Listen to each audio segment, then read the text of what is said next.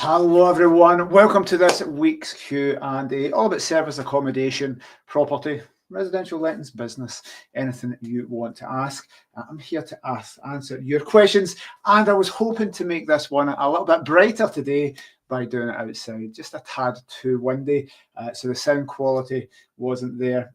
So yeah, that is unfortunate, guys. We're just doing a Q&A here in the recording studio, so no sunshine for me.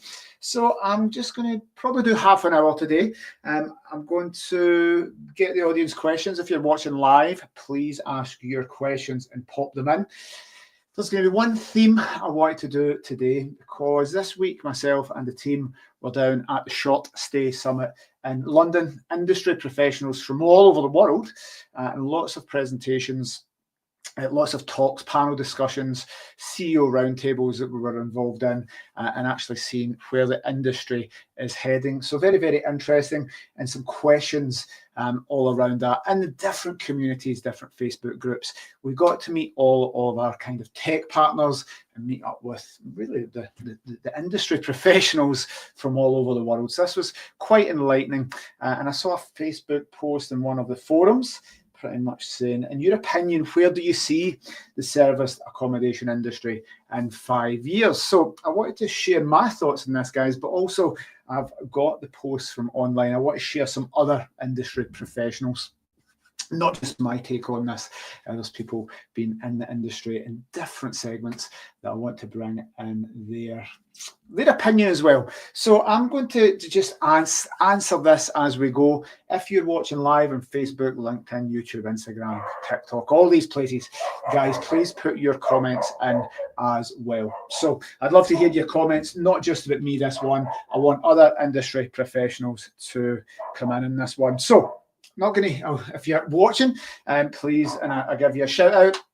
You can, I'm not going to give the full names of the comments, but I'm just going to share other people's opinions on this. So what's your opinion on the next 5 years on serviced accommodation? Firstly, for me, I think there's some words to sum it up: consolidation in the market with operators, that people that control rent to rents. I think they're all going to come together. I think there'll be some more buildings, some more blocks going up. There will be management companies exiting, and there'll be lots of hosts exiting. And I think 5 years isn't actually a long time in business. There's going to be massive changes in 5 years. But if we think in 2025, we think back to pre-lockdown levels, the industry was totally different then. Pre-lockdown, absolutely massively different to where it is now. There'll rise in technology, so 5 years time things will be massively different as well. But saying that, things will be staying the same. The holiday home industry has been here for hundreds of years, and I think it will be here for hundreds of years in the future. So serviced accommodation as a term of, listen, let's talk about serviced apartments and rent to rents, and people taking residential lettings properties and shoehorning really bad solutions in. I think all those will be gone. Here in Scotland, have done some legislation around that, so you need to apply to the local authority for licensing. So the properties that don't fit in the market will be forced out, not going to be profitable. So I think we're going to be left with some strong players, and there'll be people, I think 5 years, hey, I'm in it for the next 20. So people who have been in it 20 years, they'll be in it 20 years in the future. Me personally, well, we're a management company at Pillar Partners, and we foresee the future. Lots of changes, but we're putting everything into this. Some other some things, lots of people exiting. I think some rent-to-rent deals are going to be coming up for renewal. They won't be given back.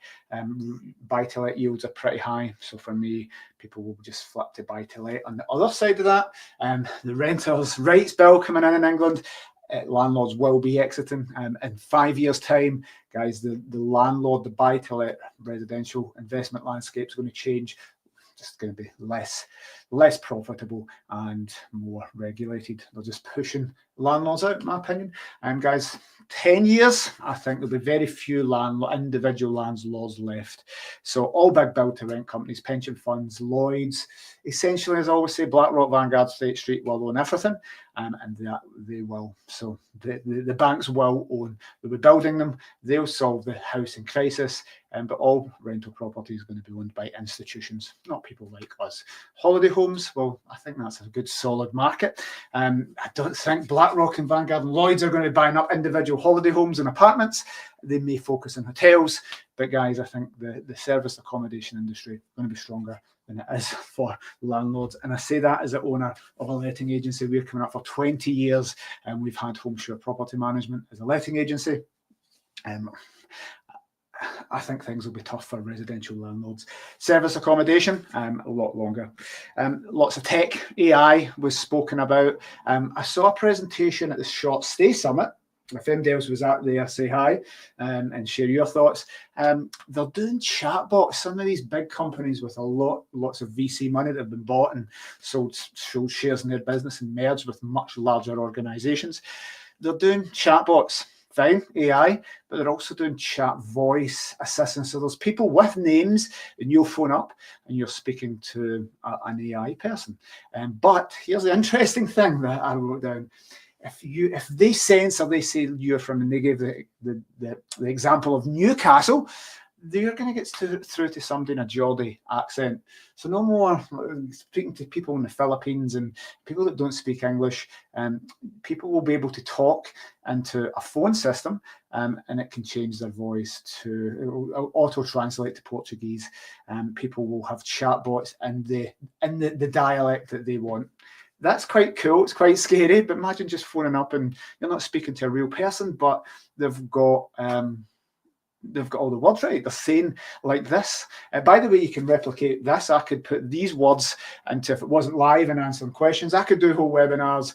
This wouldn't be me. And the AI technology would replicate me kind of on a small screen here. You would probably not be able to see the difference. I would obviously make my nose smaller, sort my monobrow out, make myself a little bit more handsome. But apart from that, you probably wouldn't know the difference and it would learn my voice.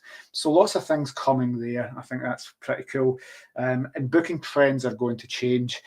If I use the example of the big players like Sykes Cottages, 10 years ago, before kind of a little longer than 10 years ago, Airbnb, before that started off, and people would order catalogues. You'd get your little catalogue, you'd look at it, you'd flick through, you'd pick your holiday home in the Lake District or down in Devon and Cornwall, you'd pay your 25% deposit, you'd fill out forms and you'd book and you go back every year, you'd book a year in advance.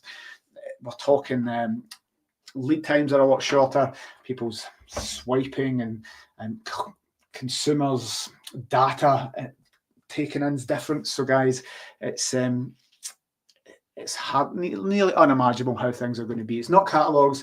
It's moved on to booking platforms. And I think AI is just going to start recommending things. I think search will be gone and AI will start to learn what you want. You're not going to need to search because it's literally going to learn what you want. You want something with pets? Guys, that's going to you're only going to get curated content that shows you stuff with pets, with hot tubs. You won't even search anymore. You'll just be putting voice prompts. So maybe that's more than 5 years out, but I know some companies are already doing it. So I wanted to share some thoughts. I'm just going to read these off and Rob. Some other thoughts from other operators in the industry. Lots more regulations coming, definitely. We're going to take that across all of business, guys. It isn't just service accommodation or landlords. All businesses are going to be regulated. So that's the saturation in some areas, which will decrease. So I genuinely think saturation will decrease. Supply and demand will equalise. And that says stronger businesses for those running SA, probably. I would agree with you, Rob. That's correct. Supply and demand. I think demand will stay the same. Supply will go down in most areas, and that means higher nightly rates, higher occupancy levels. So if you're in it for the long term, guys, if you're in it for the next 5 years, I think it's going to be good. It'll be a turbulent few years. Some people talking about VAT and TOMs, guys. We're just always going to get taxed more. Any loopholes, any benefits we've had. One of the talks at the Short Stay Summit was capital allowance specialists, and they've just pretty much made what the HMRC said was furnished holiday lets and lumped it in with general buy-to-let property. So tax advantages are going in our industry and getting phased out. That's just going to happen everywhere. So yes, things will be more negative for service accommodation regards tax, but this is going to happen everywhere. Richard, who is an industry expert and runs lots of networking, says he's been in the industry for 29 years now. So let's see what he has to say. Very, very, very modest and very honest, and said he's no clue what's going to happen even in the next 2 years. So yeah, that's probably right. It's all about demand, who will be staying in properties, so that's right. What's changing in that regard? So again, a little bit of a link to what I said earlier about who is booking properties and how are they booking properties. Our young kids that the young kids ain't going to be ordering catalogues. They probably aren't going to be sitting searching. I record this as my early 40s. It's actually quite nice. If I was looking at holiday home accommodation, it would be quite nice to go and research that and get a short list and do all that. But when I think about business accommodation, I just want the best place nearest where I am. I don't want to be sitting looking at booking.com. And I know he's been booking.com show you properties that aren't available. So you need to go in and click that filter to see properties that aren't there. So I'm one consumer with two different target market for two different subsectors, business and leisure. So again, things are going to be changing there. So Richard always get good stuff. And I'm going to leave you a fun fact from Richard. Did you know that the US military are already the largest relocator of personnel in the world? So there you go. That's quite interesting. Raj again has a VA company, so is involved in this industry. Lots more businesses around serviced accommodation operators to help them, aid them, rather than actual SA businesses. Staff getting replaced by technology, not just to save money, but around efficiencies, around making things better for the guests. So lots more support technology businesses, and lots of exhibitors at Short Stay Summit. We attend lots of events, and there's always property management systems, dynamics, pricing systems, guest systems for this, that, and the next. So I think Raj is right. There's going to be lots of new businesses to support you. And if you're an operator, things can just change massively. Now I'm talking, he's got an OTA Zevo, he's got one management company, so very, very experienced in the industry and always in the forums like me. Long-term rents have went up, nightly rates haven't caught up. So when you're talking about rent to rent, rates have went up massively for rental. So whereas you could get nice cheap rent to rent deals and make a nice hefty margin, if you're watching from America, they call it Airbnb arbitrage. Here we'll just call it good old rent to rent. So if buy-to-let rents have went up, guys, then that margin between them have come down, meaning less rent-to-rent deals there potentially. As I said earlier, the back of that, the renters' rights bill, landlords may not want that hassle, just want a long-term solution. But if we only had operators in the market, no rent-to-rent deals, that would get rid of a lot of the oversupply. Landlords getting taxed more as well. ASTs becoming a problem, so I agree with that. I believe there'll be a consolidation of players, even if new regulation is introduced. It will increase barriers to entry, and in favour of those already in the market. If we take what we do know, we'll take Scotland as an example, and I'd say 80% of our businesses is out of Scotland, so it's just an example that we know has had regulation. Barriers to entry. You could just go and get a rent-to-rent, speak to somebody in a forum, meet somebody, get a rent-to-rent. I record this on a Friday. We go live on a Friday. You could nip to IKEA, get that furnished, get that up and running within 24 hours if you're all that keen. And you get a furnishing company to do it. They'll take pictures. You get that live within 2 days. No barriers to entry. You can get a shitey old buy-to-let, do a rent-to-rent and start trying to get guests. No barriers to entry. Scotland, you could be waiting 9 to 12 months to get your license. You need to go to the local authority. You need to apply. You need to give them floor plans. You need to give letters to the neighbours to say, hi, can I do this? Do you have any objections? You can imagine how that will be. So you have to accumulate all that, get your license, and then stay licensed and get re-licensed every 3 years. So guys, that's barriers to entry, but that's good for us with licenses. That's great for our operators, more than for us personally that we manage.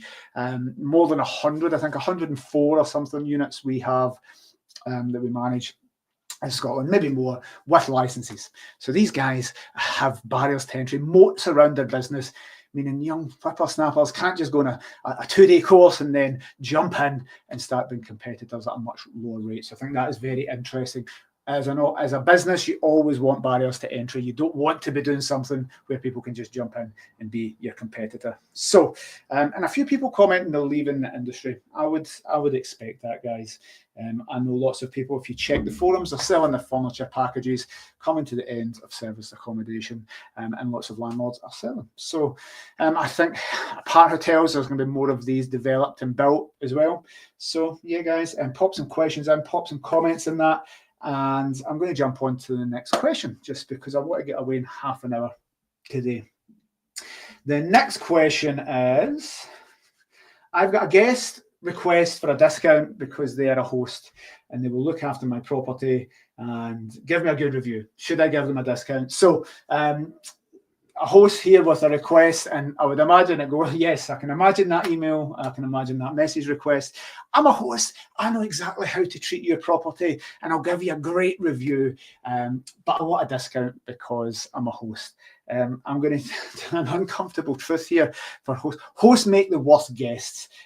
Holiday homeowners that host make the worst guests. You see them bitching and moaning in the forums. They're absolutely horrific. And other hosts are definitely not who you would want. I can tell you one thing for a guarantee. If you give them a discount or even let them stay, and you won't get that good review because they're going to blackmail you for refunds. Number one, they're going to pick out everything. They're going to share it in the forums. How another host, I would never do this.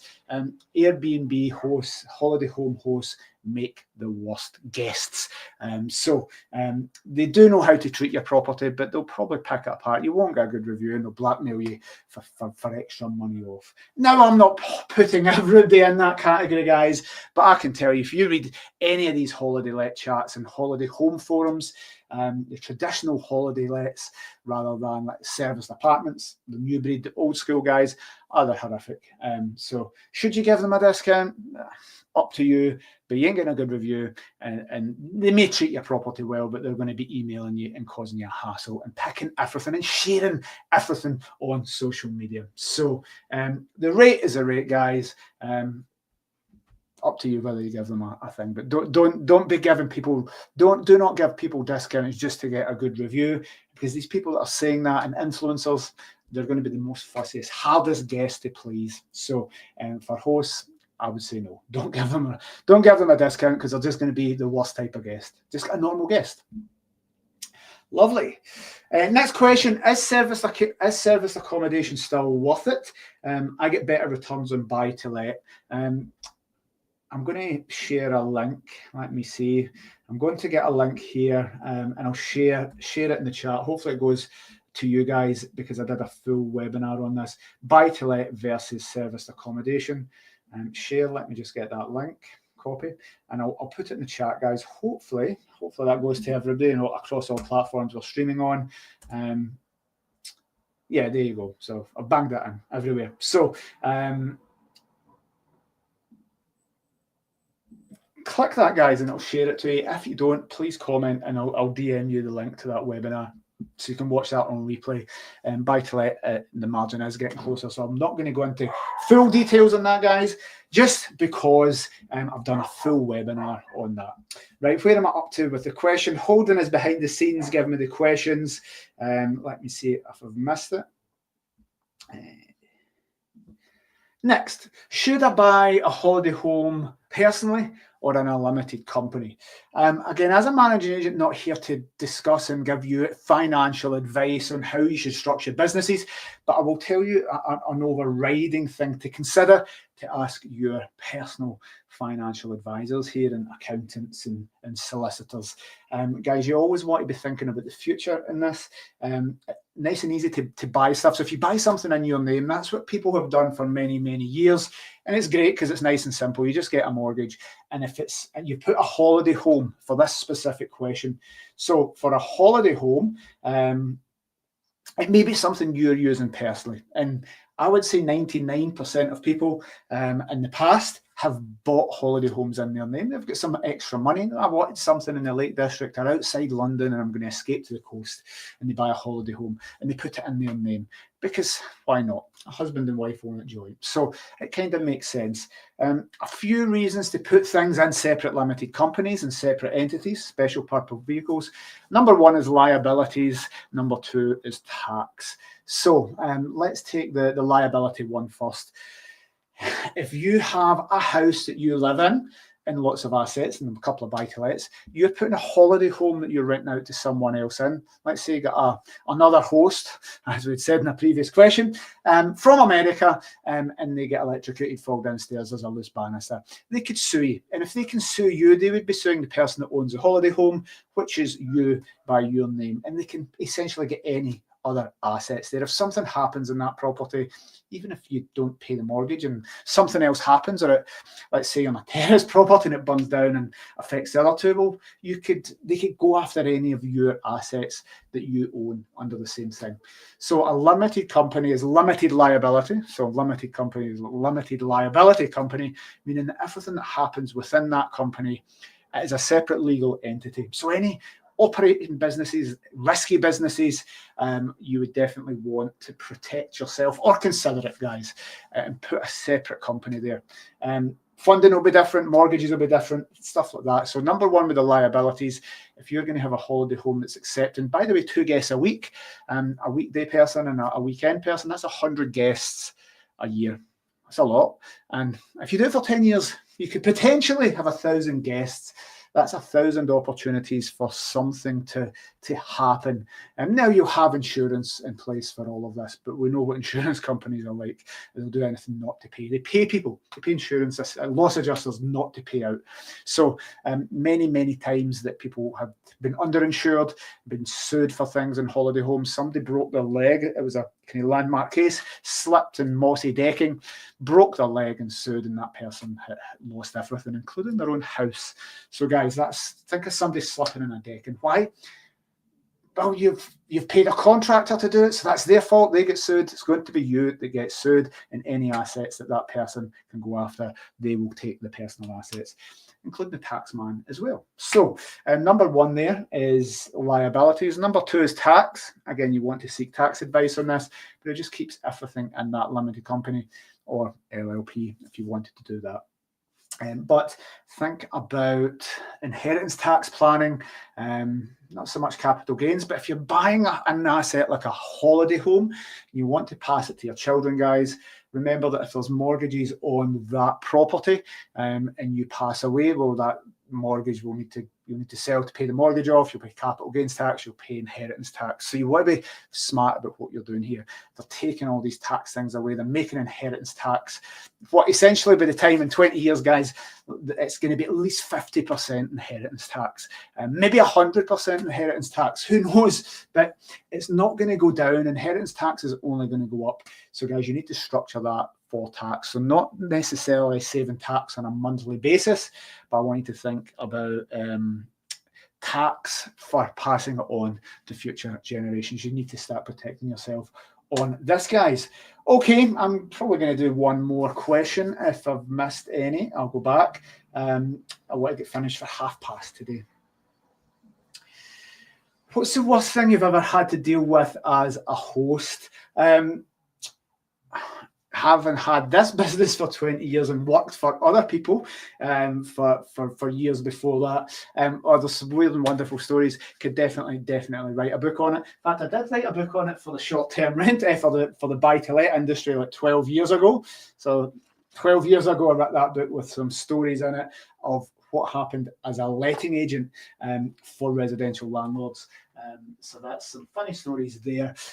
What's the worst thing? Well, as a host, a funny story is guests phoning up to check in and saying, "Hi, we've checked into your property." And this was in Glasgow. Just to let you know, there's a dead body in the garden and the police are here. And they'd found a torso in the garden. So if anybody remembers that story round about the Govan area near Ibrox, there was a person that got chopped up into bits. And for some reason, the torso was in our garden. So that was quite funny because well, not the dead body, but the guests phoned up. They were very cool about it.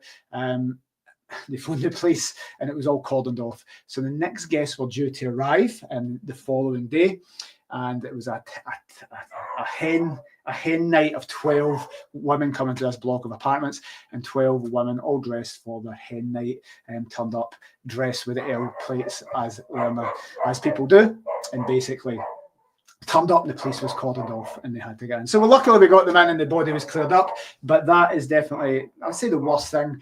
Dead bodies in your garden as your guests arrive is probably one of the worst things.